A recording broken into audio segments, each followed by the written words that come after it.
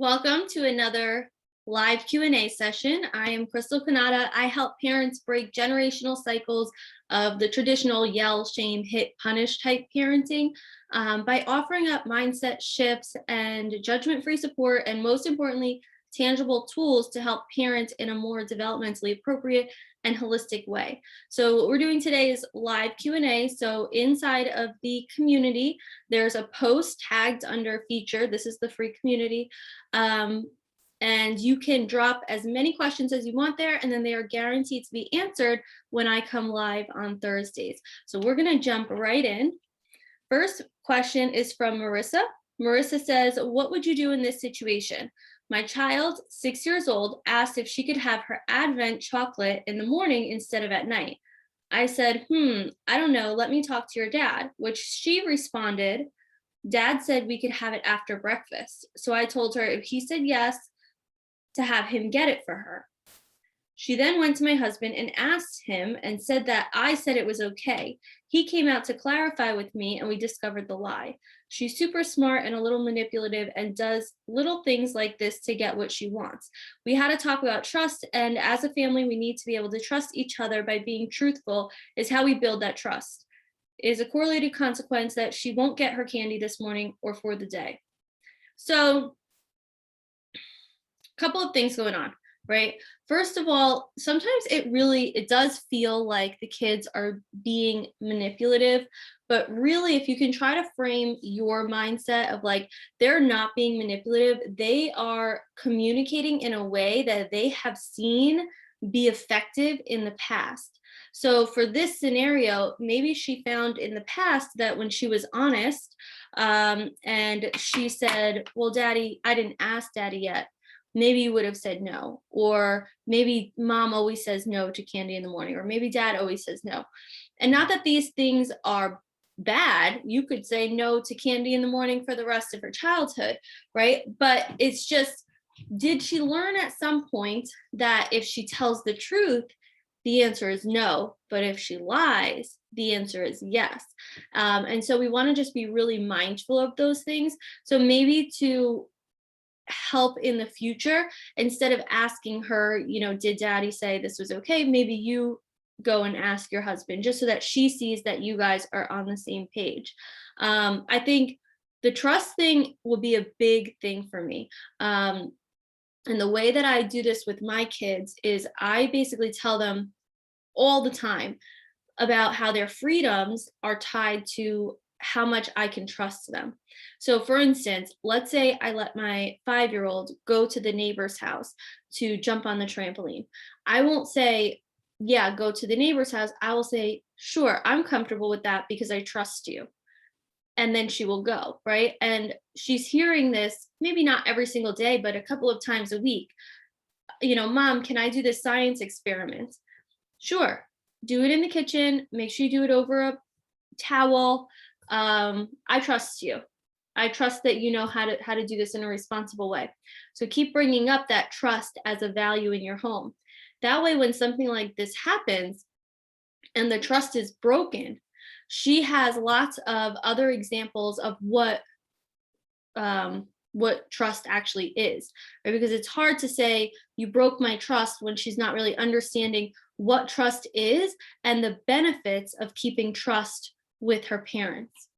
But I think talking to her and saying like, listen, what I would say is like, I need to be able to trust you. There are a lot of things that you can do because you are 6 years old, just because mommy and daddy can trust you.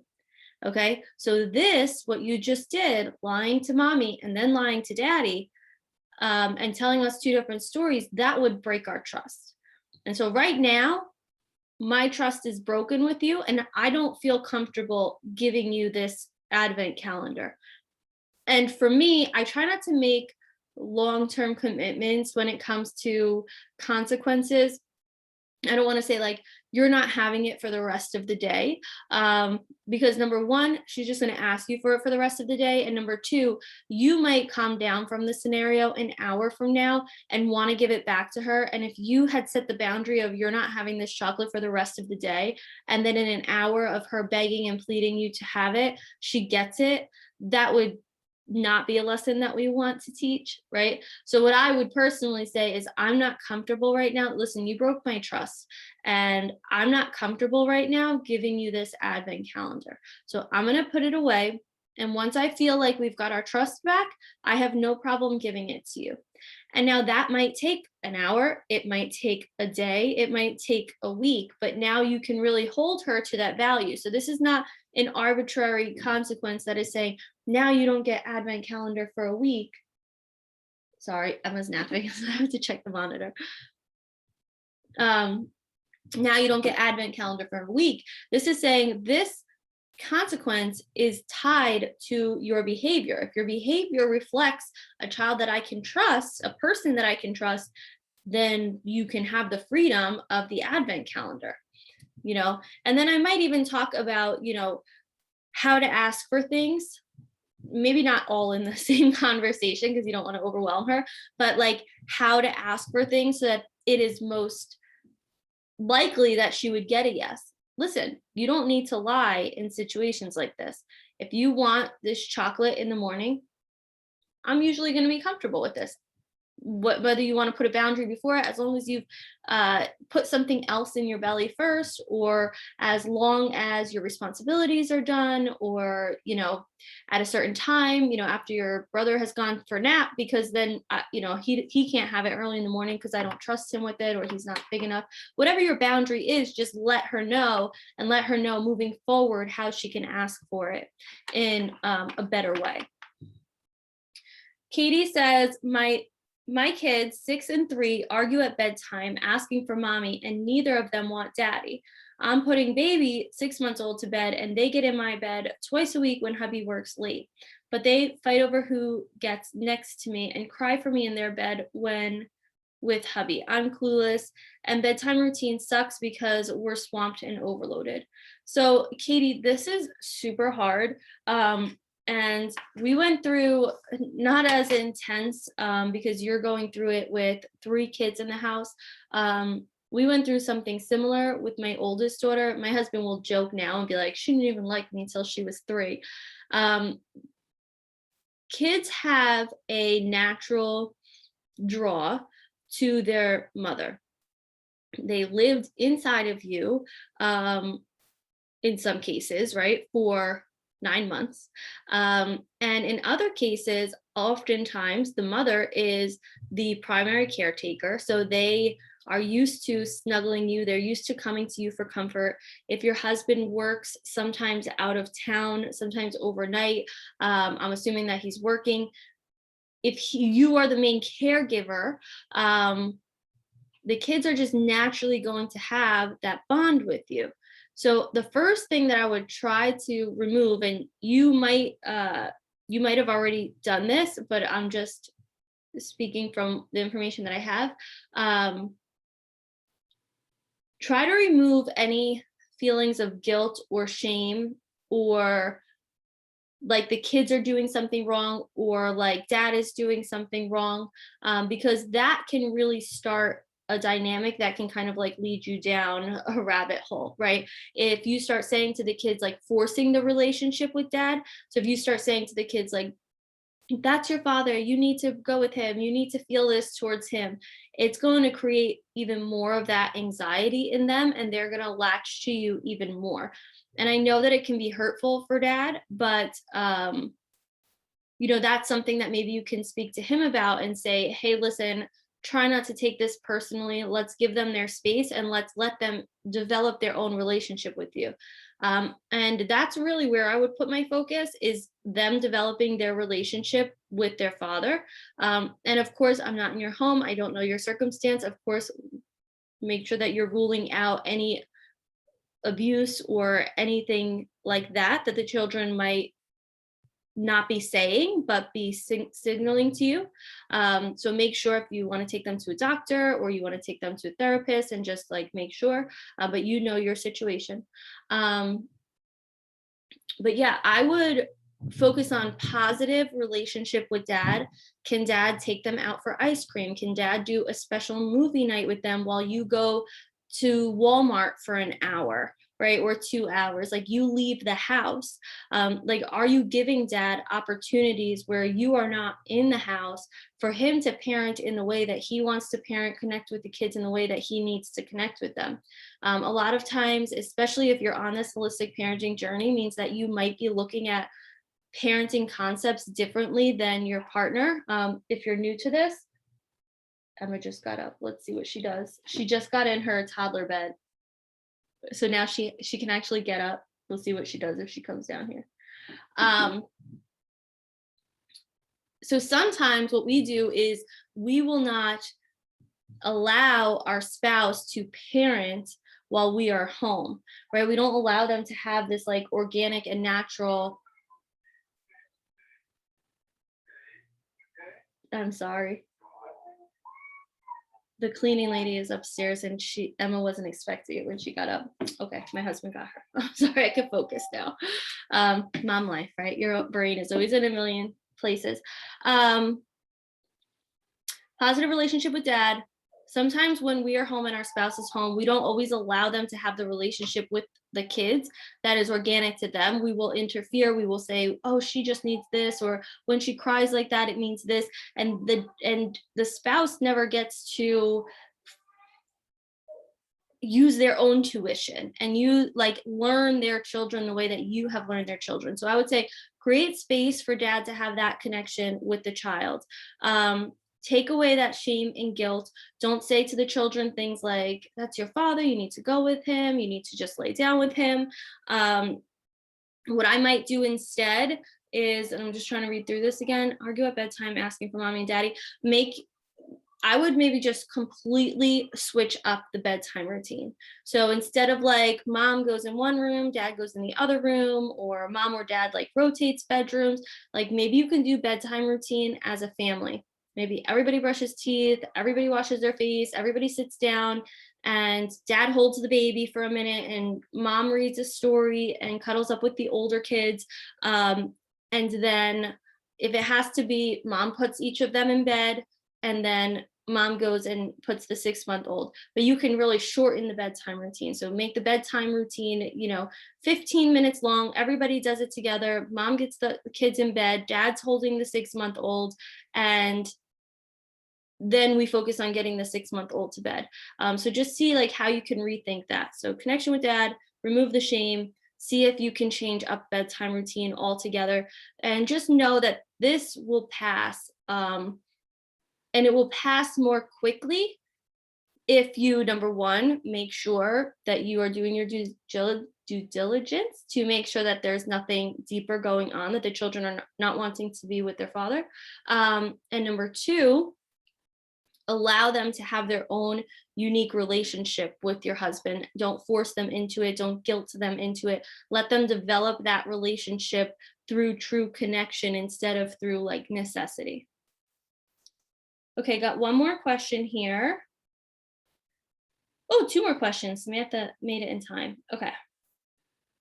And just so you know, if you're watching on TikTok, if you want to guarantee that your question is going to be answered, you can ask in the community in advance. If you don't ask in the community in advance, it's not guaranteed that your question is going to be answered, especially on a day like today where like Emma's up from her nap and I really don't have like additional time. But if you ask in the community, I always make sure that I answer all of your questions. And then the replays are always available same day, so you can go back and watch if you weren't able to watch live. Okay, so Julia says, hi. Hi, Julia. I'm curious to find out, why do kids do this, and how can I guide my 6-year-old son through this matter? If he hurts someone, he says sorry, but literally right after, he will do it again. I asked him today what's on his mind in that situation, and his response was very robotic. When I hurt someone, I say sorry. It was an accident. Oh, Desiree's trying to join. Cool.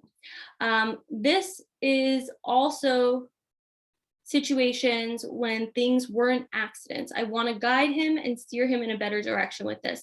So this is really interesting, Julia, because so what you're saying is my son hurts somebody and just says sorry and then goes on to do the same thing again, or my son does something that was not an accident and says it was an accident.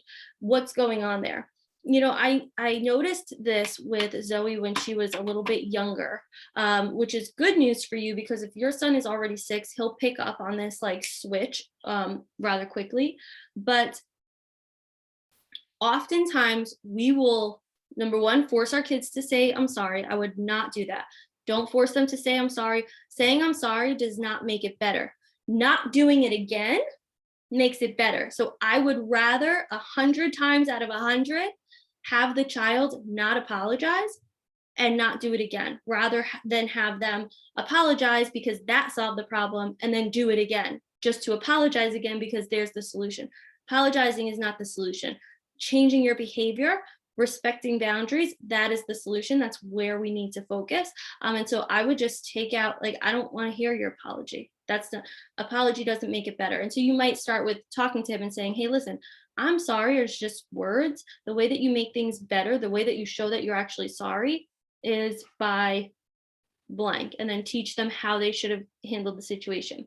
The other thing with accidents, I definitely noticed this with Zoe.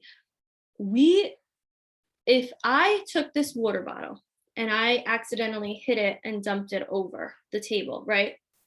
Actually, I should say if my daughter accidentally hit it, she was walking by and she hit it and she dumped it all over my computers, everything, right?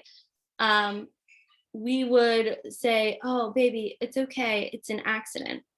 If she took the same water bottle and she just dumped it over, she would probably be in trouble. She would be, told that that's terrible. Why did you do that? You're punished. And so we're teaching kids from a very young age. And now at 6 years old, they should know why one is okay and one is not, right? One is an accident, one is not. But we sometimes teach them from such a very young age that they are not allowed to make mistakes. They are not allowed to make calculated bad decisions. They're only allowed to make accidents. And so knowing that if they say it's an accident, they're not going to get in trouble. But if they say it was a mistake, they would get in trouble, is sort of where that mindset shift is there. So I would just make sure that you are reiterating to him, maybe even have an initial conversation and then reiterate it to him that, you are allowed to make mistakes. You are allowed to make bad choices, but you do need to own up to it. That's how you grow, right? Mommy makes bad decisions all the time. I do. I make bad decisions almost every single day of my life. I literally sit and I think about things, right? Just like dumping this cup of water out. I sit there and I think about it and I say, okay, what would happen if I dump this water? Oh, I think this is going to happen. And I dump the water and something bad happens and then I have to deal with it and I have to own up for it, right? I shouldn't be punished for making that bad decision. That is how I grow. That is how I learn natural consequences.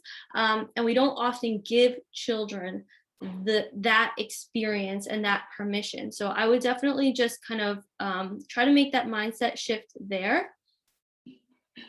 Okay, I got one more that came in from Samantha, and then Desiree, I do see yours, and then I'm gonna have to say goodbye for today because everybody's up from naps and I gotta go be mom.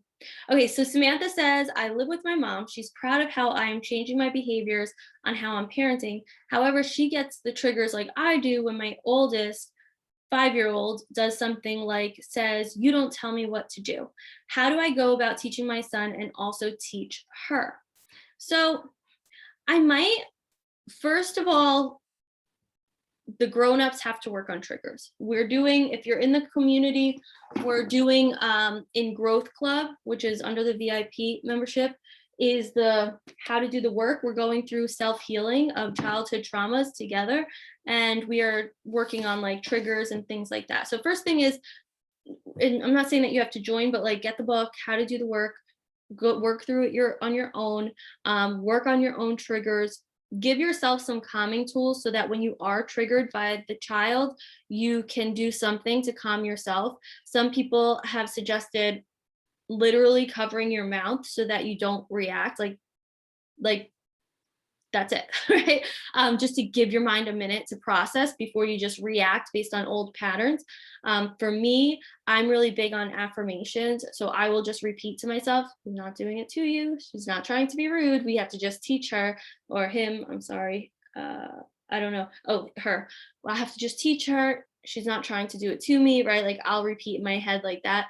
You can also take a breath. You can also leave the room. So try to look up like calming techniques for yourself and then share those with your mom, which it's amazing that she is on board. The other thing is you might want to talk to your daughter. So like if my 5-year-old said to me, "You don't tell me what to do," that would not be acceptable in my house.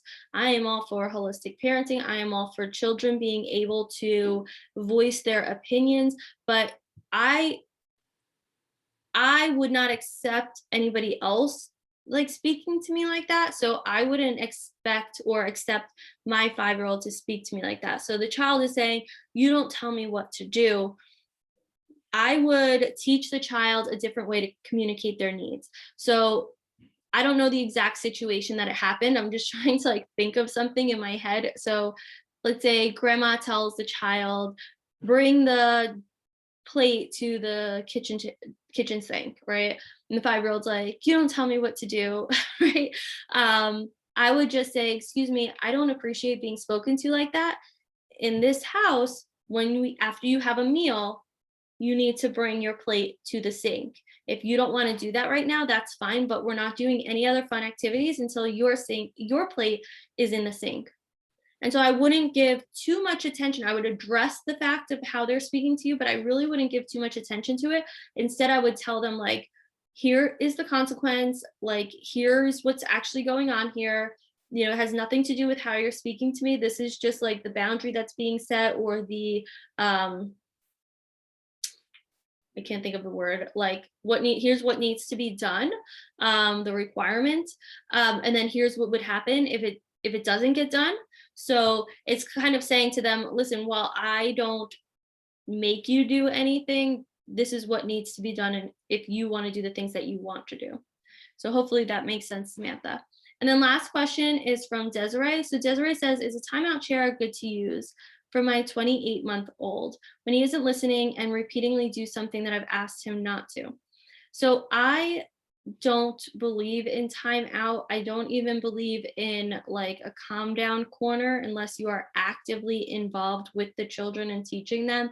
Time in is a great concept to look into if you want. It's very like parent involved, but no, and it's probably like would give you the definition of what I do with my kids and what I would recommend. But anyway, a timeout chair. What happens when you put in like a 2.5-year-old, not even, right? A just turned 2-year-old almost in a timeout chair. They're not connecting. I'm sitting in this chair because I need to behave in a different way. They're saying, "How do I get out of this chair? I'm going to say anything that I need to say. I'm going to do anything that I need to do, even if it's not authentic." This is when they start apologizing, but not really mean it. This is when they start saying it was an accident or I didn't mean to, when that's not really the case. They also will start like hiding things from you because they don't want to get to the chair. Like literally their MO becomes like, "Let me not need to sit in the chair." And then when they are sitting in the chair, they're not thinking about what they've done. They are thinking about, "How do I get out of the chair? And how do I make sure that the next time I do the thing that made me get in the chair, mom doesn't see it?" Right? So what can we do instead? We It's always a good idea, and Desiree, being that you're on live, you can tell me if you do this or not. With children that young, it's really effective to not tell them what not to do, but instead always teach them what to do. Remember that they literally need to be taught every single thing. So if you're like, "Stop slamming the cabinet, stop slamming the cabinet. If you slam the cabinet again, I'm going to put you in timeout." They slam it again. "All right, now you're in the timeout chair." Nothing was learned. But if they slam the cabinet and you said, "Oh, we can't slam the cabinet, but come on, you can come slam this box over here, or you can slam this thing into this pillow," or you redirect them or you teach them, or you teach them how to interact with the cabinet. So you're either going to redirect them to another way to meet their need, or you redirect them with how to interact with the object, right? So that might look like Oh, we don't slam the cabinet, but look, can we close it slowly? Oh, let me see how slowly you can close it. Great job. And now we're celebrating the positive. We're celebrating what we want them to do. And we've taught them what we want them to do. Same thing, throwing food. If I sit there and for an hour tell them to stop throwing food, then they still don't know what they should be doing.